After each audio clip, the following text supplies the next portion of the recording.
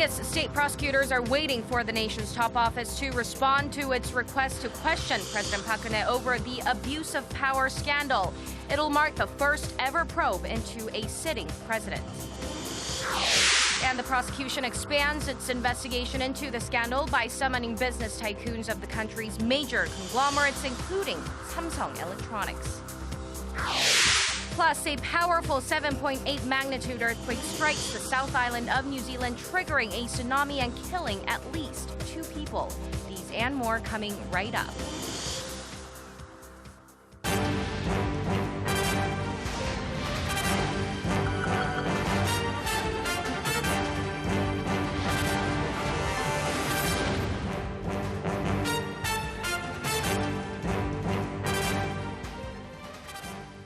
Hello, it's Monday, November 14th here in Seoul. Welcome to our newscast. I'm Hwang Ji-hye.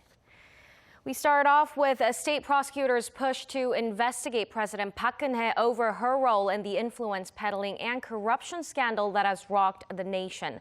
They plan to question her sometime this week, and if conducted, it will mark the first ever probe into a sitting president in Korea. Because of this, eyes are focused on how the prosecution will carry out the investigation. Shin Se-min reports. Prosecutors plan to question President Park Geun-hye early this week. The Seoul Central District Prosecutor's Office said Sunday that it has made a request to the presidential office of Cheongwa-dae to question the president as a witness in the ongoing political scandal involving President herself and her close confidant, Choi Soon-sil. Responding to the request, the presidential office said it will need some time, at least until Tuesday, to review some of the details, like rearranging the president's schedule and appointing a lawyer. No details on exactly where or how the interview would take place, but the prosecution is sticking to the principle of a face-to-face meeting. If realized, it would be the first time in Korean history for prosecutors to question a sitting president. As the investigation expands, prosecutors have summoned business tycoons over their suspicious donations to 2 foundations, Mir and K-Sports, linked to President Park Geun-hye's confidant, Choi Soon-sil. Samsung Group's heir apparent Lee Jae-yong, LG Group Chairman Koo Bon-moo, and Hanjin Group Chairman Cho Yang-ho were summoned by prosecutors for questioning on Sunday afternoon. Shin Se-min, Arirang News. And after being quizzed, the vice chairman of Samsung Electronics, Lee Jae-yong, returned home early Monday. Prosecutors reportedly questioned Lee and the leaders of other conglomerates to find out how their one-on-one meetings with President Park in July last year affected their large-scale donations to the cultural foundations.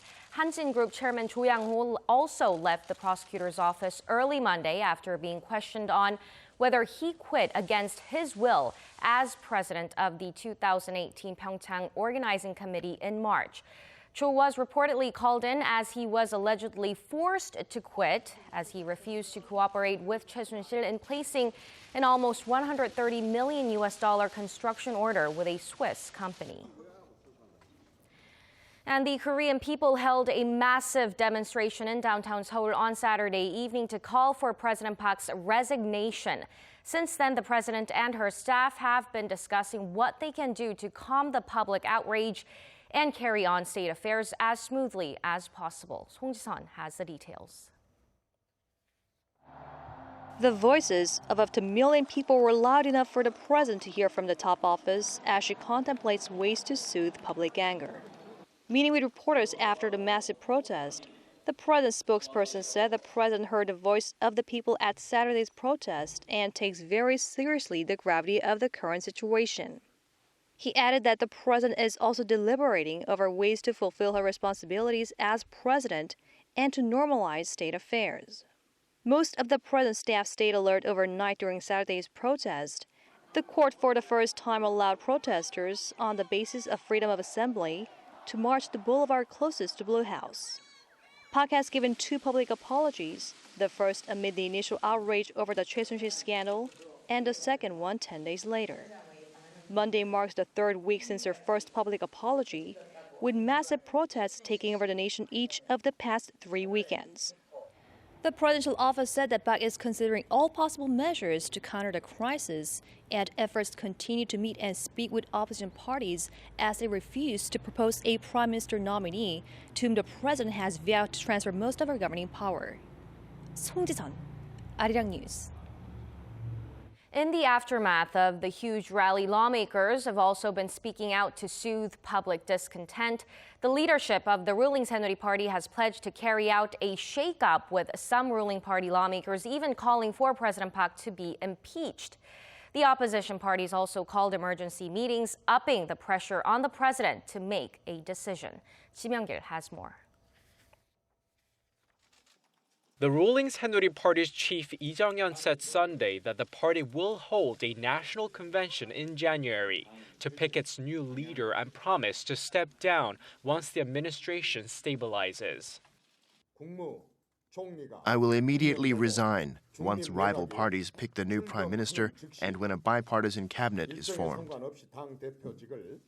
However, the non-pro-back faction rejected the chair's decision and called on the party leadership to immediately resign.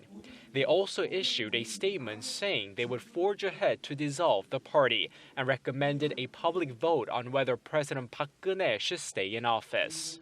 Saenuri's former chief and potential presidential candidate Kim Moo-sung went so far as to say that President Park should face impeachment. Meanwhile, the main opposition Democratic Party of Korea said the president must now listen to the people, and the only solution is for President Park to step down. The party also called for establishing a parliamentary committee to deal with the current political emergency and to outline a roadmap to a peaceful and safe resignation of the president. The minor opposition People's Party lambasted the ruling Saenuri Party for trying to cover up the ongoing Choi Soon-sil scandal and for trying to help those who were involved in the alleged corruption. The left-wing Justice Party said Parliament should prepare a motion to impeach President Park and called on the opposition bloc to hold a meeting soon to discuss the matter. Ji Myung-gil, Arirang News. Korea's Trade Ministry has set up a joint council as it prepares for a possible shift in U.S. trade policy under the administration of President-elect Donald Trump. The ministry says the council is comprised of government officials and private groups to devise ways to counter any fallout from changing policies in Washington and to boost bilateral cooperation. The council will also set up communication channels with the U.S. government, Congress, and individual businesses. It holds its first meeting next week. And over in the United States, anti-Trump protests have stretched into their fifth straight day in numerous cities, including New York City. Police have arrested more than 200 since Wednesday as some initially peaceful protests turned violent. Kim Jung-soo takes a closer look. Since his election on November 8th, President-elect Donald Trump has announced some adjustments to some of his more controversial policies, such as the repeal of Obamacare, building a wall along the Mexican border, as well as banning Muslims from entering the country. He's also promised to make sure his future cabinet reflects the voice of the country. But it appears that's not enough for some Americans who have yet to accept the results of the election, as anti-Trump protests continued well into the weekend. According to the New York Times, protests have erupted in 37 cities since Wednesday, with a few rallies even resulting in violent confrontations with the police. And according to the Associated Press, as of Saturday, law enforcement across the nation have arrested 225 people, including 185 in Los Angeles and 25 in Portland. 8,000 people took to the streets of LA on Saturday local time to voice their opposition to President-elect Trump, according to the LA Times. But what I think a protest like this can do is send a message to others in the country who are upset with this new president and also internationally that Americans don't support his racist, sexist agenda. I'm an immigrant. I've come to this country from South Africa. I've seen what a police state does. I've seen people oppressed. And this is like a heartbreak of the American dream for me. In New York City, a crowd of at least 2,000 people marched along Fifth Avenue, stopping just short of Trump Tower, according to NBC News. Renowned left-wing documentary filmmaker Michael Moore, who was among the crowd, attempted to secure a surprise meeting with the president-elect, but was stopped by security personnel. Meanwhile, in Portland, Oregon, an anti-Trump rally that began Friday night turned violent early Saturday morning, according to the Washington Post. One protester was subdued by a gunshot to his leg, and 4 people were arrested. Kim Jung-soo, Arirang News. A very powerful 7.8 magnitude earthquake hit New Zealand's South Island on Sunday, triggering a tsunami alert for the entire East Coast. Prime Minister John Key said in a news conference that as of dawn, 2 people had been confirmed dead. According to the U.S. Geological Survey, the earthquake struck 91 kilometers northeast of Christchurch just after midnight local time. Local media reported that 2-meter-high waves were rolling into the area and at least 1 building had collapsed. Phone service and electricity supply in some parts of the country appear to be cut off. A series of large aftershocks, some measuring more than 6 in magnitude, continued more than an hour after the biggest quake. New Zealand is prone to earthquakes as it sits on the so-called Ring of Fire. Christchurch experienced a powerful quake back in 2011 that killed 185 people. South Korea and the United States have been holding yet another joint military drill to ensure they stay combat ready against a nuclear-armed North Korea. The combined exercise is designed to stealthily deploy ground troops to key facilities using helicopters. Kim Mo-kyun reports. The South Korean Army's Special Warfare Command and its U.S. counterparts have their troops assemble in formation for the infiltration drill. A big part of the exercise are 5 Black Hawk helicopters. In less than 5 minutes, each helicopter carries 11 SOP personnel and fly off to their destination. Not to be outdone is the Boeing CH-47 Chinook tandem rotor helicopter that can carry up to 30 soldiers. The choppers arrive at the set location and the operation begins for some 250 troops at the site. Air assault operations using helicopters to swiftly dispatch troops to enemy's territory play a key role in turning the tide of a battle as it can neutralize an enemy's defenses. Through this exercise, we not only improve combined exercise capabilities, coordination between ground and air reinforcements can be greatly upgraded as well. In the most critical time of a battle, we will execute our plan flawlessly and guarantee victory. This may be just the beginning of such joint operations, as the Special Warfare Command has many more strategies aimed at taking out command units of the reclusive regime, and it may also push for the formation of a special air assault operation unit dedicated to such tasks. Kim Mo-kyun, Arirang News. The South Korean government is aiming to improve the country's air quality through a cutting-edge research and development project. The Environment, ICT, and Health Ministries will together inject over $36 million for 3 years starting in 2017 into a project to study and remedy the causes of high levels of fine dust. The government will work to discover the root cause in order to develop the necessary technology. It will also expand all national R&D capability devoted to solving the problem. The program will also help accurately measure the level of fine dust that from time to time hangs over the peninsula. A new event organized by the World Economic Forum has kicked off in Dubai. Some of the world's leading minds have gathered to consider various global issues, including risks posed by new technologies. Our Kwon Jang-ho takes us to the annual meeting of Global Future Councils.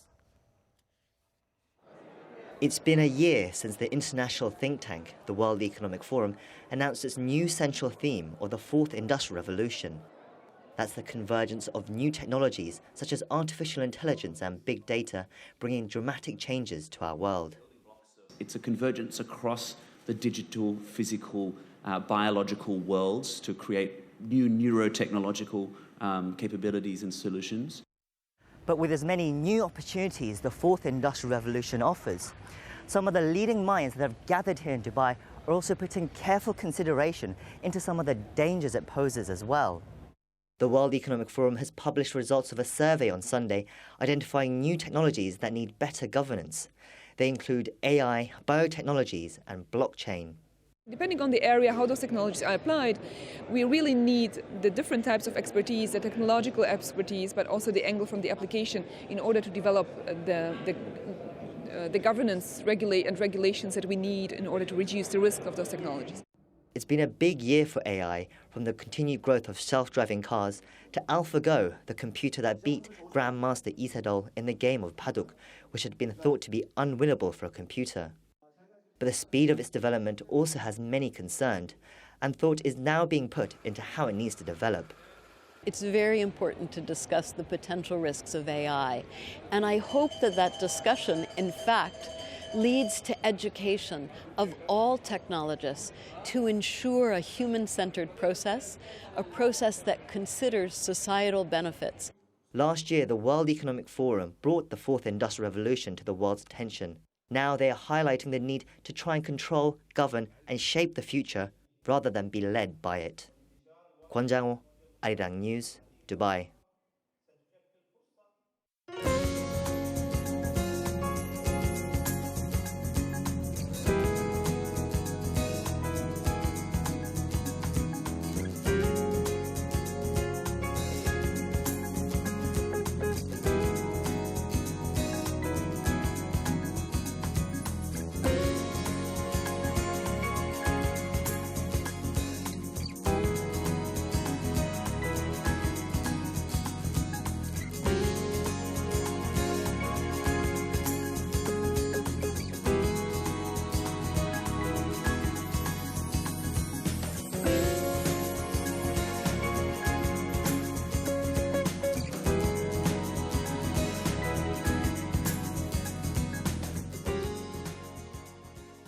And that wraps it up for now. Thank you for watching. I'm Hwang Jie, and I'll be back in less than 2 hours for more news updates. So do stay tuned for that, and goodbye for now.